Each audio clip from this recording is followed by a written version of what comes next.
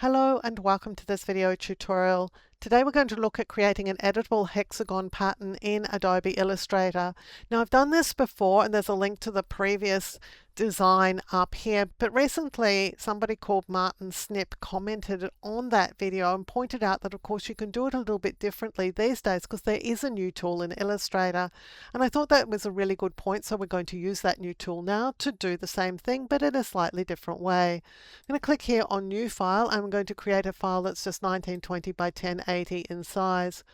I'm going to use a hexagon, so that's going to be here under the polygon tool. You're just going to click on the polygon tool, click once in the document, and then you get the option of the number of sides. I'm just going to click OK because radius is a pretty meaningless sort of term.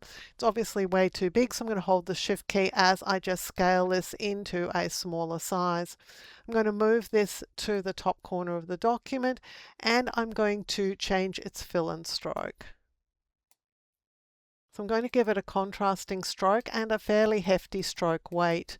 Now before I go any further, I'm going to the stroke options here and I'm going to make sure that my stroke is aligned to the center.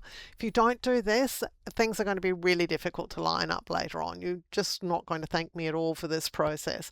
So let's make sure that the stroke is over the center.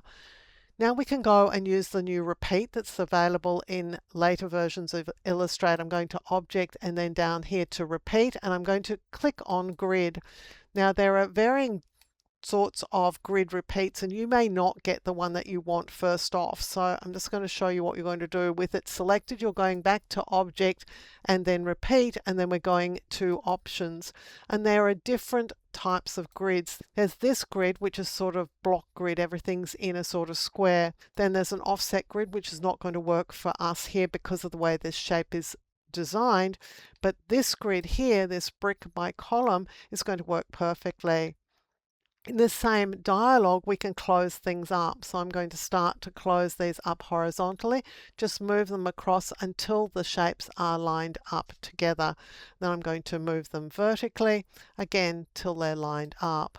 Now you just don't want to see anything between these shapes. I think I can probably take this to 38 or 37. I'm just looking to make sure that there's no gap. Well, there's where the gap is. So this looks pretty good to me. I'll click OK. Now if you want to size this a little bit differently, you can just drag here and drag here. Now to see what we've actually got here, we're going to the Layers palette. I've got it here, but you can go to Window and then Layers to see it. I'm just going to open this up and you can see that we've got a grid repeat. We can't change the color of any of these shapes right now because we can't isolate the shapes.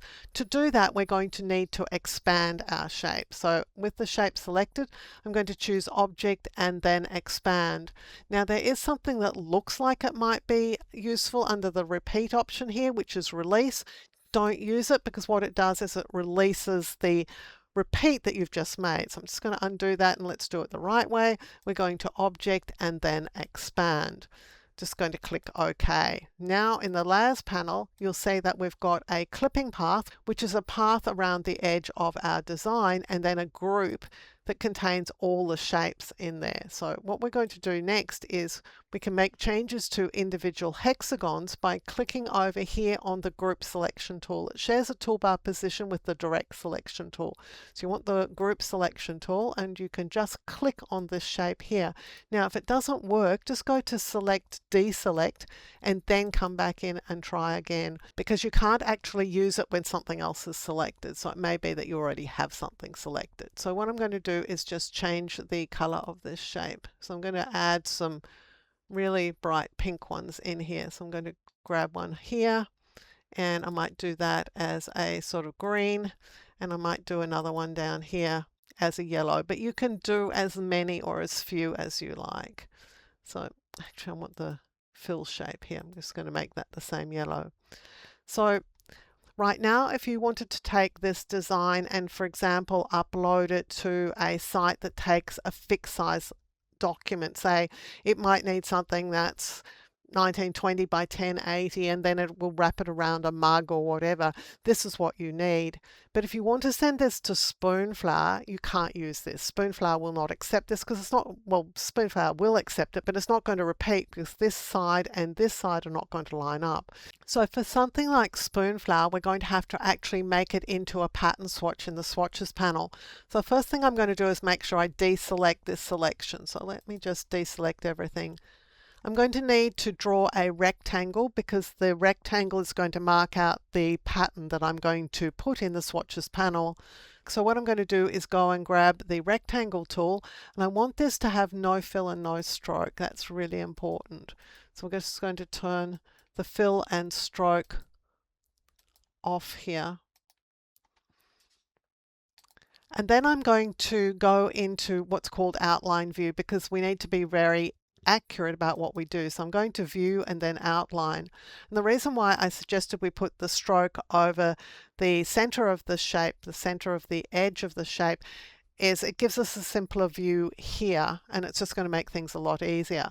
So what I need to do is I need to find a position where I'm going to start my pattern, and for me it's going to be this corner here. So I'm just going to click on it, and what I'm going to do is draw a rectangle over as much of this design as I can get, but I'm going to stop at the same position I started. So if I start in this little corner here, then I have to stop over here, and down here I have to stop in the same position, and I have to stop in the same position here. It's just the way patterns are made. So I'm just going to click here and drag, and I'm going all the way over here to the last time I see that same shape. And I'm going down here to the last time I see that here. I'm just going to let go. I might not get it perfect the first time, but what I can do now is I can just zoom in to make sure I've got things lined up. And it looks like this is lined up really well. I'm going to press Ctrl-0 to zoom out again. Just going to check down here. This is not right. I can already see that it's not right. So let's just zoom here and go and grab that rectangle and put it in the right place. So here's the adjuster for it. I just need to move it up a little bit. That looks pretty good. Let's go back, press Ctrl-0, just check that everything looks perfect. So the top inside corner of a shape, top inside corner of a shape, top inside corner of the shape, top inside corner of this shape. So everything looks good. I'm going back to view and then GPU preview. Now in the layers panel, you'll see that this rectangle, this no fill, no stroke rectangle that I just created is actually on top of the clipping group. That's not going to work. It has to be underneath it. We just put it on top because it's easier to create it that way, but to actually use it, we're going to drag it underneath. So let's just get it in the right place. So I've got a clipping group on top, my rectangle on the bottom. I'm going to select everything, and it's easier to do it here in the layers panel. I'm just going to click on one and shift click on the other. So everything is selected here. Here's my swatches panel, and I'm going to open my swatches panel. I'm just going to drag it into my swatches panel, and here is my swatch. Now that's the kind of swatch that you could send to Spoonflower. Let's test it. I'm just going to make a rectangle. Let's target the fill and let's click on our pattern. And now I can size it by choosing Object Transform Scale.